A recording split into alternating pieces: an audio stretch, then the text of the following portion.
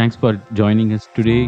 This is Idanta Review, and today we are going to compare between Google Pixel 8 and iPhone 15. We see the major 20 differences. There is no right or wrong. It depends on just look at the comparison and make your own decision on what is right for you. This is not sponsored by anyone, no affiliations. It's just an unbiased review based on the real experience of me being an iPhone user for 8 years and also being an Android user for 8 years. And I also come from an IT technology background. Pixel 8 was on sale. The first price is the price point during the Christmas 2023 at $549. Really a good deal. I saw on the 1st of January it already changed it to $699 in Amazon.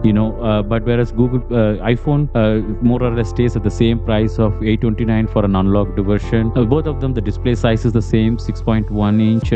Google Pixel obviously leverages AI in their camera and comes with 50 megapixel. But I did not feel much difference in their usage. I see a lot of videos explaining so great about it, but we have been having like 8 megapixel, 12 megapixel, 24 megapixel, like we have come to 48 megapixel, right? I did not really see much difference there from the normal common user point of view. And then obviously you're paying more price for iPhone. Obviously there should be something good in the market why people go for it. But the third difference is the very good integration with Google One, because Google One, if you are a person who don't care about keeping all your data in one place, I love that thing as well. Spreading your data, a lot of hassle it comes up with its as a disadvantage, whereas iCloud is little expensive. The main drawback with Google Pixel 8 I found is the bad face recognition, whereas iPhone it takes a little extra time, like 10 seconds more for setting up the face recognition, but logging into each of your app is awesome. Obviously because of Google One, they have Google has an advantage with your password manager, but if the face recognition doesn't work, everyone, it's more convenient to, if you have a very good face recognition, you don't have to log into each of your app. It is a pain for me, to move around and log into everything takes a lot of time. I didn't really like that, and face recognition did not work well in the night time, and it keeps coming up with the passcode, and even if I enter the 4-digit passcode, I could not bypass the enter key. I have to press one more. So if iPhone, I just open it, it automatically unlocks and automatically logs in, whereas here it doesn't do the face recognition, it doesn't unlock itself. I have to enter the pin and then press the enter key. I gave no nuisance, not even a single key I need to press for iPhone, whereas in Google I need to really press at least 4 keys to really get into the device. And WhatsApp was a big drawback. The mic button is too sensitive for my finger. I have to really get accustomed to it. It's kind of slipping away. Both the glass is more slippery, and on top of it the mic button, I don't think it really works in WhatsApp. And even if I try to delete a particular message that I sent, the delete option comes all the way in the notification area on the top, whereas in the iPhone it comes right where you click it. So it's a lot easy for you to undo certain things. In the technology world, it's an hassle. And the seventh difference is Google comes up with advertisements. I digged around to see is there any way I can stop the ad.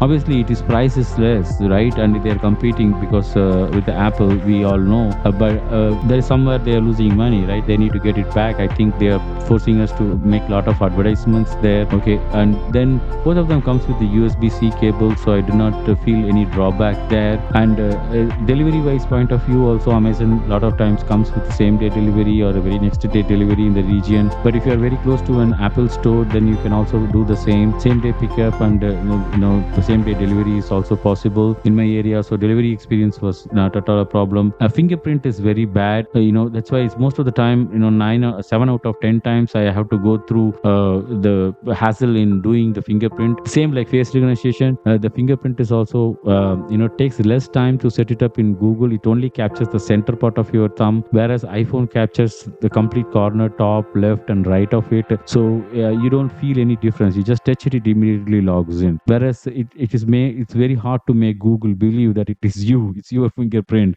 You need to be very specific to show the center of your thumb. I really felt my thumb is getting painful the time I use Google Pixel. I'm the kind of guy who spends more time on the phone. But for me, it's really a pain actually. But they have gone with very good customizations, starting from your screen server, shortcuts, where you want things, everything can be customizable. But even being in an IT for a lot of years, I found it hard to make all the customization work as if like I'm setting up a new product for my company or something like that. It is really hard to go through all the customization. I have to go through a lot of YouTube videos about how to change A, B, C, D. Finally able to figure out for a lot of them, but overall I gave up at the end. After 3 days, I felt it's just an overkill. App restrictions. Google One storage is a lot cheaper in Asia, whereas it's expensive in US. Because of that, I have one profile. So using that profile, it is saying that you cannot install this app in a different country.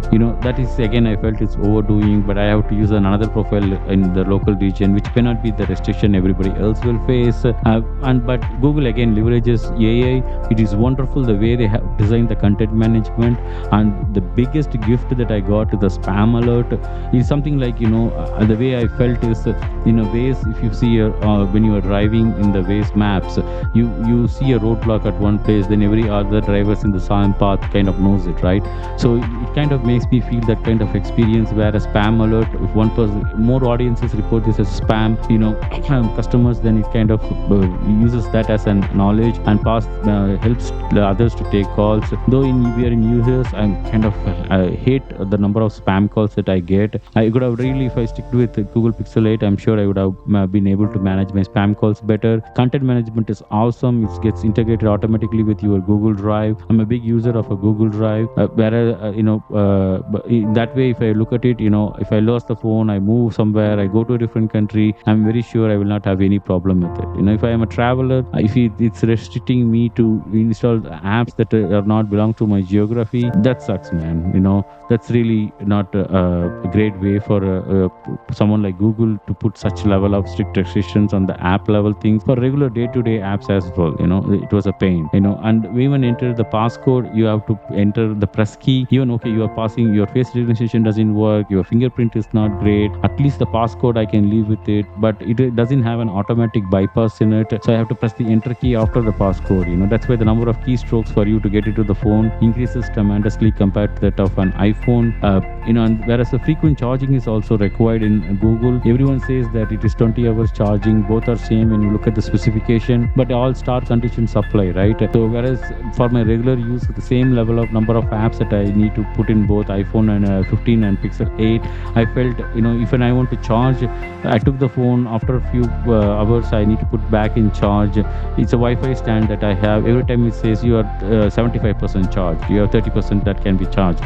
Whereas the burn time with the iPhone, every time I put it on charge after a number of use, it says 95% already charged. It's kind of makes me feel like, why are you charging too early? It makes me feel like I'm kind of getting anxious. But iPhone is really doing the job pretty good with respect to charging. And then thing that I offer easy, but not all apps come in from my iPhone. I had an iPhone which I migrated it to Google. Okay, I connected the cable, but not all the apps came. I tried one with my US Google profile as well, but still there is no luck really. So I have to kind of migration is hard. Whereas the iPhone to iPhone migration was super easy. It was able to automatically recognize. It's not a QR code. It's kind of a cloudy code, which is it's recognizing. And it's well integrated with the Google password. In one way you look at it, you want all your password to be safe and secure in one place. Then whatever I enter, it automatically gets updated. If I update it in phone, when I browse in the desktop, it automatically knows my latest password. The same, if I update it in desktop, it kind of saves it across all the devices, so I don't have to worry about making the perfect password everywhere. And then Google Assistant is very good. Even I can shut down my phone like Siri. I can do everything much quicker, but again they bring in their ads and things like that. I tried my level best to see is there any customization I can do, but it's not there. And silent is an option that I would like to have it on my phone, because when someone is calling, I'm in a meeting, I want to put it in silent. I don't want to unlock the phone or keep it as a shortcut and then keep it on the do not disturb. A lot of time I had difficulty in finding whether my phone is in silent or it's not in silent. So it was not really a great experience.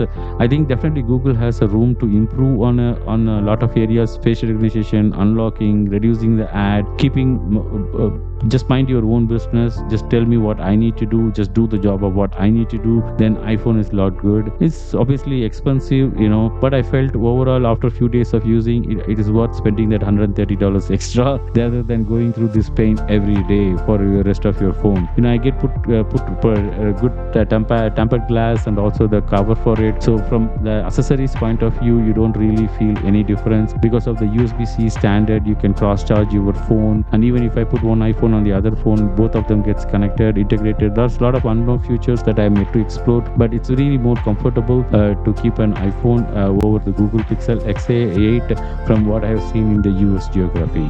But thanks for it. This is just a honest feedback, unbiased. Appreciate your time and hope it was useful to you. Take care. Bye.